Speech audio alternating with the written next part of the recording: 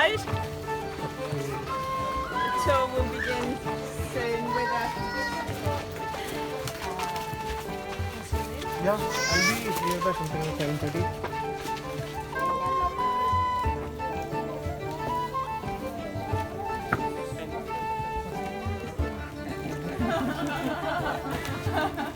A little bit about what daily life is here. And there's one thing hearing about Sadhana Forest, there's another thing coming, what you've done today, seeing Sadhana Forest, there's another whole experience of coming, living here, being a part of our community. That's where you can really deeply understand what we do here. So I'm going to try my best to explain it to you, just in this short time we have. Everything has a use and nothing goes to waste. But then you look at how we're living. You look at our oceans, our landfills, our garbage cans in our homes, so much waste everywhere. The way we're living is so unnatural. So what we try and do in the daily lives here is when we use something, we try and find another use for it. So this permaculture mindset of giving back always to the environment. So one simple way to show this, to demonstrate this, is how we wash our hands. If you think how you wash your hands in a normal building, you'll have a big plumbing network that will put this tap to your sink. You'll turn the tap on, loads of water will come out. Then you would use often chemicals that come in plastic to wash your hands. It contaminates the water. Then all this water goes away in this toxic sewer system. So many stages of waste at every part of this process. So what we're trying to do here is to constantly give back. So we get some water from inside here, put it in there, then a small amount of water comes out. And actually when you wash your hands with this, you realize that's all I need. I don't need a tap gushing water out. Then we have natural soap that we get in Auroville, and we just put it in some bottle that we find. But the thing is, all this water that came down there, nothing is wasted because it's all going down there and it's feeding the mango tree that we have there, a coconut tree. So it's all going back into that side of the ecosystem. So this kind of concept, I'm going to mention a few times in different aspects of our daily lives here, because that's what we're trying to integrate as much as possible. So here we have our kitchen.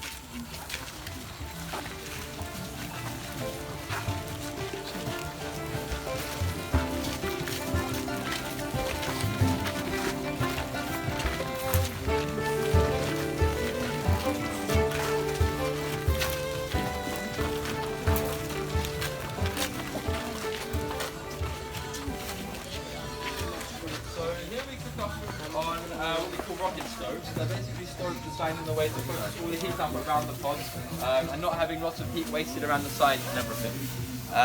We use wood from trees that have naturally died in the forest. We don't have to go cut down any trees. When you have a big forest like this, nature really produces abundance. So you have a lot of this that you can use. And all the food that we're cooking in the community is a completely non-processed food.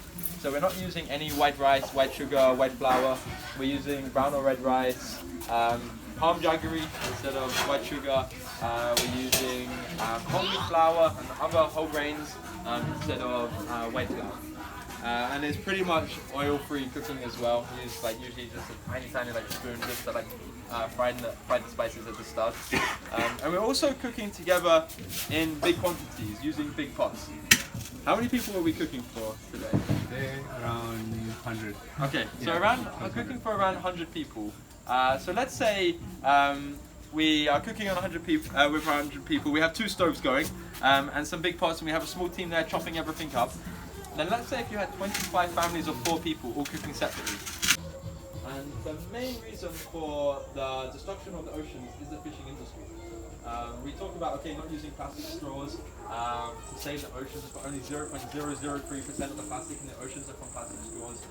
Between 40 and 50% is fishing equipment.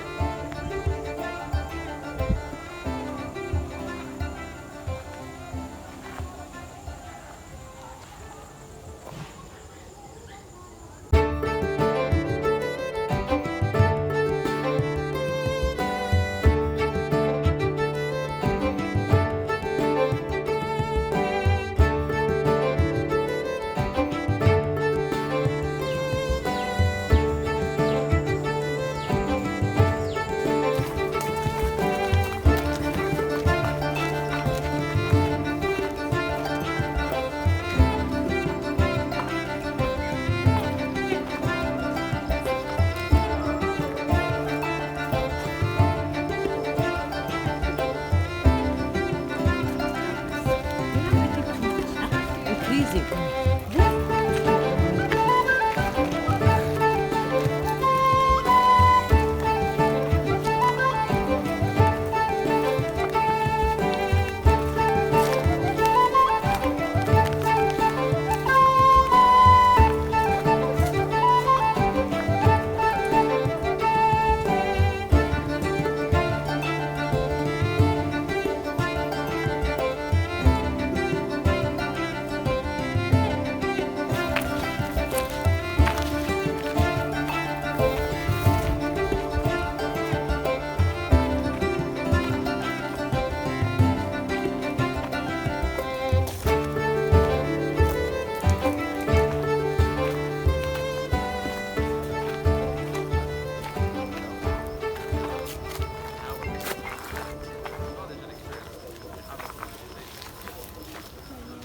Once you go into there, then you know. Like, I can't even put it into words. It's so relaxing and nice, and yeah, very beautiful place. So yeah, come volunteer and get to use the muscle. So yeah, okay. Here I'd like to share a little bit about the trees that we're planting here.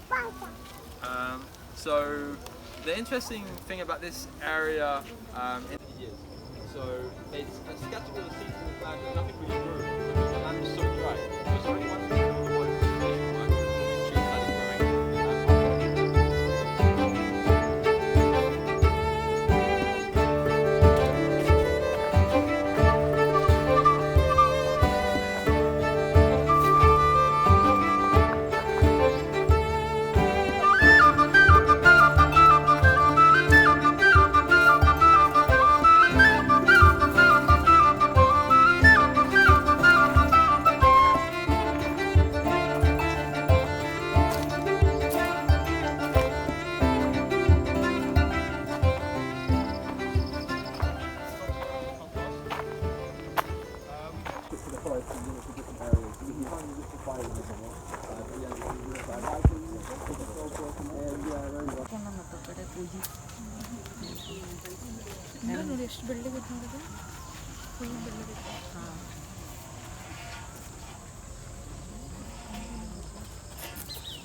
Hey, Harry. So are you going to talk about why you have cows? Yeah. Okay. They asked me why do you have cows? I love this question so much because I love the answer. So when people ask why do you have cows, I say to them, why do you have friends? Did you like to be with them? Do you like to go with them? Do you spend time with them? Whenever you come home, bring friends. Why do you have friends? Is that your name? Yeah. You want to sit here? Once we're all gone, we open this up and they're around all this area here. Come.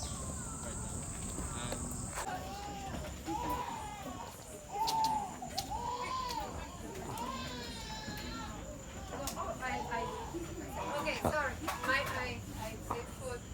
My name is Olga, and the first time I came to Sadhana Forest was in 2019. Now I'm living here since July, and I am available to answer all your questions about volunteering in Sadhana Forest, living in the forest, and any other projects that we have, either Spanish or English. I think English is going to be the language. Hello, I think I've met most of you, so... We only have